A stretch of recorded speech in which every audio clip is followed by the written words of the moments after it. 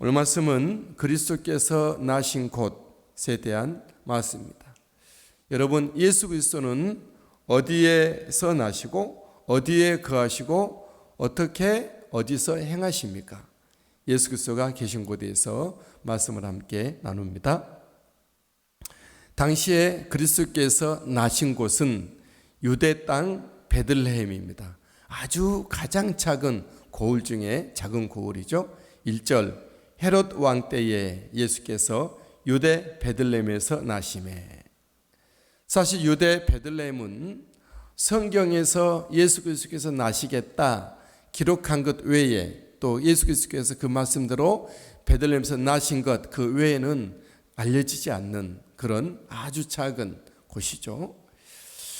예수 그리스도께서 베들레헴에서 나셨습니다. 큰 대도시가 아니라 메트로폴리탄 엄청난 도시가 아니라 아주 작은 소박한 그런 곳에서 나셨죠. 이때 동방의 박사들, 바벨로니아의 점술가들인데 동방의 박사들이 그리스도를 찾아옵니다. 하지만 그들은 그리스도의 나심에 있어서 두 가지 잘못을 판단했죠. 그들은 큰 별이 난 것을 알고 보고 그들은 정말 큰 인물이 가장 위대한 인물이 났다 하고 그 수소문하여 그들이 찾아온 곳인데 그들이 그 일에 있어서 잘못 판단한 첫 번째는 그리스도가 나신 곳에 대한 잘못된 판단입니다. 그들은 예루살렘에서 그리스도께서 나실 것이라고 예측하고 예단하고 예상하고 예루살렘으로 오죠. 하지만 예수 그리스도는 베들레헴에서 나셨죠. 1절 동방으로부터 박사들이 예루살렘에 이르러 그랬습니다. 사람들은 대도시에 엄청난 문화와 문명을 가진 곳에 뭐가 있을 거라고 생각을 합니다. 그곳에는 뭐가 있긴 해요. 어떤 인간의 인공적인 많은 것들과 또 때로는 인공적인 많은 문화들 뒷면에는 죄악이 가득하기도 해요. 예수 그리스도께는 그런 인간의 문명 가운데 화려하고 번쩍 빛나는 그런 곳이 아니라 깨끗하고 소박한 곳에 어쩌면 나시지 않았는가 싶은 생각을 합니다.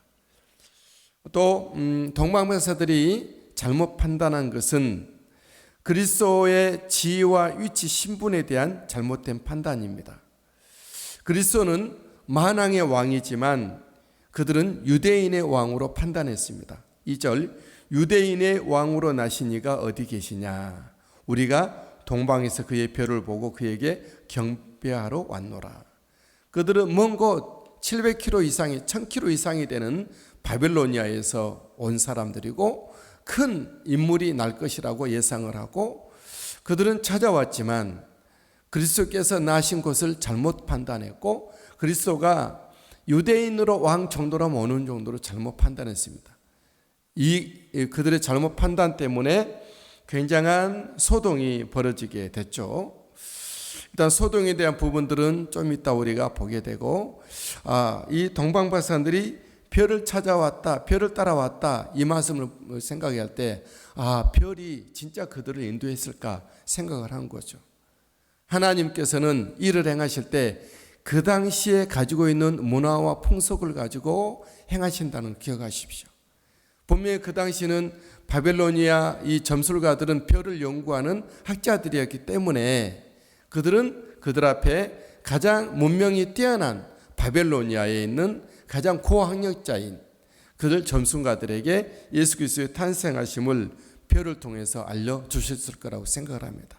오늘날에도 마찬가지 우리 예수 그리스도께서는 우리에게 보이시고 나타나시고 행하신 것은 오늘날 우리가 가지고 있는 지혜와 지식과 문명과 우리의 생각과 소양과 우리의 어떤 달란트를 가지고 행하시고 나타내신다는 걸 기억하십시오. 그러니까 저와 여러분들이 오늘날 가지고 있는 우리의 모든 것을 가지고 주님을 높이 섬긴다는 것은 아주 중요한 일이 되는 것이죠. 또한 하나님 어떻게 행하시는가에 대해서 오늘날 가지고 있는 여러 가지 달란트들, 문명, 문화, 이 유튜브라든가 이런 모든 걸 통해서 하나님은 일하신다고 하는 것이죠. 우리의 그리스도는 하나님의 말씀대로 유대 예수님이 베들레헴에 나셨다는 것은 먼저 성경에 그렇게 기록이 되어 있고, 기록된 성경대로 말씀대로 예수님은 그렇게 나셨다. 베들레헴에서 나셨다는 거죠. 5절 말씀 6절 이르되 유대 베들레헴이오니 이는 선지자로 이렇게 기록된 바 또 유대 땅 베들레헴아 너는 유대 고을 중에 가장 작지 아니하도다. 내게서 한 다스리는 자가 나와서 내 백성 이스라엘의 목자가 되리라 하였습니다. 선지자가 기록한 대로 그리스도는 베들레헴에서 나셨습니다. 사람들이 예측한 대로 대도시 예루살렘이 아니라 유대 베들레헴, 이름 없는 무명의, 성경 보면 가장 작지 아니하도다. 이것은 뭘 말하는 거죠? 고을 중에 가장 작았던 도시를 말하는 거죠. 가장 작은 마을이 고을이었다. 하지만 이제는 더 이상 가장 작지 않다. 왜냐하면 그곳에서 그리스도가 나셨기 때문에, 이스라엘의 목자가 나셨기 때문에 그렇습니다. 이 박사들은 유대인의 왕으로 판단했지만 성경은 유대인의 왕이라고 말씀하지 않죠. 내 백성 이스라엘의 목자가 되리라. 목자로 말씀합니다. 다시 말하면 그리스도를 말하는 것이죠. 동방 박사들은 그리스도가 예루살렘에 나실 거라 예측했지만 그리스도는 사람의 예측이 아닌 말씀하신 대로 예언하신 그곳에서 주님은 나셨다는 것을 기억하십시오. 여러분, 오늘날에도 마찬가지죠. 오늘날 그리스도께서 행하심은 사람들의 예측과 다를 수가 있어요. 그리스도의 계심이 여기 있다 저기 있다고 말할 수 없어요. 하나님의 말씀대로, 하나님의 말씀이 역사하시는 곳에 그리스도 계신다. 그리스도께서 재림하여 오심도 사람이 예측하고 정하고 사람 여기로 오실 것이다, 그런 곳으로 주님은 오시지 않는다. 주님이 오심은 하나님의 말씀대로 오실 것입니다. 하나님이 주신 말씀이 있으니 우리는 말씀을 가까이 하고 말씀에 귀를 기울이고 말씀에 따라 우리가 기대하고 나가는 우리가 되길 바랍니다. 동방 박사들이 잘못 판단하여 예루살렘으로 방문했고 유대인의 왕이라 말했을 때 굉장한 혼란과 소동이 일어났습니다. 3절 헤롯 왕과 온 예루살렘이 듣고 소동한지라. 헤롯 왕은 왜 소동했죠? 유대 나라를 다스리는 왕인데 유대 왕이 났다고 하니 헤롯 왕은 굉장한 소동이 이제 반역, 모반, 대반역으로 보고 있는 것이죠. 온 예루살렘이 소동한다. 예루살렘이 소동했던 것은 예루살렘 사람들은 그리스도를 기다렸잖아요. 그래서 그리스도가 나셨다고 하니까 그들은 예루살렘에 그리스도가 나셨나 보다 생각을 했던 것이죠. 물론 그들은 그리스도가 아기 예수로 오실 줄은 몰랐죠. 다윗처럼 멋지고 빛나고 용감하고 헤롯의 목을 치고 온 그런 헤롯 로마로부터 해방시키는 그런 해방가로 모세처럼 다윗처럼 그렇게 기대를 했죠. 어쨌든 헤롯 왕은 그리스도의 나심에 대해서 자세히 묻습니다. 그리고 헤롯 왕도 나도 그리스도에게 경배하려 한다, 그렇게 거짓으로 기만하여 말을 했죠. 4절입니다. 왕이 모든 대제사장과 백성의 세교관들을 모아 그리스도가 어디서 나겠느냐 물으니. 7절 이 헤롯이 가만히 박사들을 불러 별이 나타난 때를 자세히 묻고 8절 베들레헴으로 보내며 이르되 가서 아기에 대하여 자세히 알아보고 찾거든 내게도 구하여 나도 가서 그에게 경배하게 하라. 헤롯은 아기 예수를 찾거든 알려달라, 내가 경배하겠다, 이렇게 말을 했지만 그 말은 거짓이었죠. 그리스도를 시기하여 제거하려는 그런 음모가, 기만이 그 말 안에 있는 것이죠. 왜냐하면 왕은 또 다른 왕을 용납하지 않기 때문에 그렇습니다. 모세가 태어났을 때 그 당시 바로 왕이 2살 아래에 아이들은 다 죽였던, 남자 아이들은 다 나일강에 던졌던 것처럼 헤롯 왕은 이처럼 그리스도를 해하려고 한 것이죠. 이 땅에 있는 사단의 악한 왕은, 세상 왕은 예수 그리스도를 용납하지 않습니다. 세상 왕들이 그리스도를 영접하고 순종한다면 얼마나 좋을까요? 온 나라는 복과 평안이 넘칠 거예요. 하지만 세상 왕이 그리스도를 용납하지 않기 때문에 그리스도인들에게 있어서 핍박이 있고 순교가 있게 되는 것이죠. 여러분, 우리나라의 이 나라의 위정자들이 그리스도를 인정하고 그가 정말로 예수 그리스도를 경배하는 그들이 되도록 우리는 기도합시다. 이 나라의 정치, 경제, 사회, 문화, 외교, IT, 스포츠 모든 전 부분 또 국방, 정 방향에서 있는 모든 지도자들이 그리스도께 경배하고 하나님께 엎드려 지혜를 구하는 그런 은혜가 있는 이 나라 민족을 위해서 우리 기도해야 될 줄 믿습니다. 모든 세상에 있는 위정자들이 주님께 순종하고 충성한다면 이 온 나라는 하나님이 쓰시는 대제사장의 국가가 될 것이고 그리스도의 거룩한 평강과 은혜와 역사가 성령의 충만함이 하나님의 말씀의 통치로 말미암는 열매가 평안과 행복과 복이 넘치는 이 땅이 되리라 믿습니다. 이 땅이 그런 나라가 되도록 우리는 위정자들을 위하여 우리는 기도해야 될 것입니다. 동방 박사들을 인도하던 별은 예수 그리스도가 계신 곳에 머물러 씁니다. 9절 박사들이 왕의 말을 듣고 갈새 동방에서 보던 그 별이 문득 앞서 인도하여 가다가 아기 있는 곳 위에 머물러 서 있는지라. 동방 박사들은 기쁨으로 아기께 경배하며 예물을 드립니다. 10절 그들이 별을 보고 매우 크게 기뻐하고 기뻐하더라. 11절 집에 들어가 아기와 그 어머니 마리아와 함께 있는 것을 보고 엎드려 아기께 경배하고 보비압을 열어 황금과 요양과 몰약을 예물로 드리니라. 박사들을 인도했던 그 큰 별이 또다시 이제 박사들을 인도하여 그리스도께서 나신 곳 베들레헴까지 인도하 그 위에 머물러서 있었던 것이죠. 별에 대한 말씀은 잠깐 드렸습니다. 오늘날에도 우리 주님께서는 별처럼 쓰시는 사람들이 있다라는 거죠. 예수 그리스도께로 사람들을 인도하고 이끄는 별과 같은 사람이 있다는 거죠. 별이란 말은 에스더라는 말이기도 해요. 에스더 별.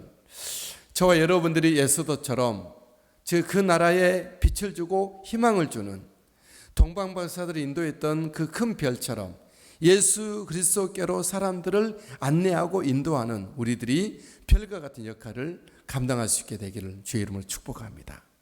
동방박사들이 그 아기 예수를 보고 기뻐하여 예물 드렸던 것처럼 모든 무사람들이 아기 예수를 기뻐하고 자기의 모든 것을 드리는 자기의 모든 것을 드린다는 것을 뭘 말하죠? 동방박사들은 세 가지 예물을 드렸죠. 첫 번째 황금, 요향, 몰약을 드렸어요. 황금이라는 것은 믿음을 상징하는 거예요. 우리는 예수 그리스도께 믿음을 고백해야 합니다. 그 믿음으로 나갈 때 그 모든 것들은 하나님 예수님께 드릴 선물이 되는 거죠. 요향은 향기로운 기름인데 그 향기 나는 피우는 향인데 그것은 바로 주님께 올려드리는 기도를 말씀합니다. 기도. 우리 주님께서 가장 기뻐하시는 향기로운 기도를 드리세요. 대제사장들이 늘 향단에 분향했지 않습니까? 그 기도를 의미하는 거예요. 늘 쉼 없이 우리 또 기도하고 몰약은 예수님이 장사 지낼 때 막달라 마리아와 다른 마리아가 무덤을 향해서 가져갔던 향품인데 그것은 바로 예수님의 장사를 치르는 예수님의 몸을 닦아주는 그런 걸 말합니다. 다시 말하면 예수 그리스도의 죽으심을 굳건히 믿고 예수 그리스도께로 부활하신 예수님께로 나가는 것을 의미하죠. 그러니까 우리가 예수님께 드릴 수 있는 최고의 예물은 무엇입니까? 예수 그리스도께 믿음을 드리고 또 믿고 의지하여 기도를 주님 앞에 올려드리고 예수 그리스도의 십자가의 죽으심과 부활을 온전히 내게 받는 그런 모습을 말합니다. 우리가 예수 그리스도께 향기로운 정말 기쁨으로 그 예물을 드릴 수 있게 되길 바랍니다.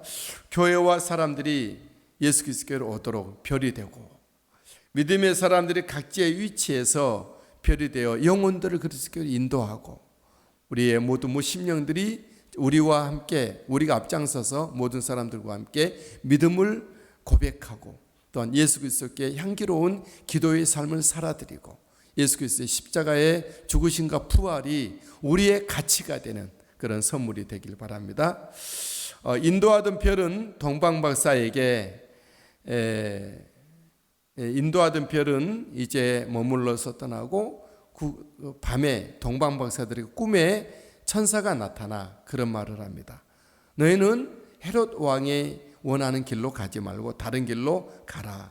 12절 그들은 꿈에 헤롯에게로 돌아가지 말라 지시하심을 받아 다른 길로 고국에 돌아가니라.